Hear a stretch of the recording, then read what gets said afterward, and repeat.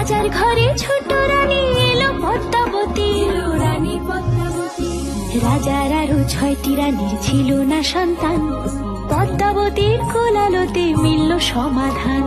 বছর যেতে জন্ম নিল 7 ছেলে 1 মেয়ে, হয় খুশির আকাশ হঠাৎ কালো মেঘে গেল ছেয়ে। হিংসেতে যায় জ্বলে পুড়ে বাকি 6টি রানী, যুক্তি করে ঘটায় ওরা 7 কুমারের হানি। সুযোগ মতো 7 ছেলেকে মাটিতে দেয় পুঁতে, বাঁচে একা পারুল, ওরা পায় না তাকে ছুতে। ধাইমা বাঁচায় সেই মেয়েকে বড় করে তোলে, 7 ভাইকে পায় যে পারুল 7টে চাপা ফুলে। এত কিছুর পরেও রাজার বিপদ যে কাটে না, সূর্য নগরে সুখের সূর্য আর ওঠে না। হিংসা বিবাদ বিচ্ছেদ আর প্রেমের কাহিনীতে পারুল বোন কি পারবে 7 ভাই চম্পাকে জাগাতে।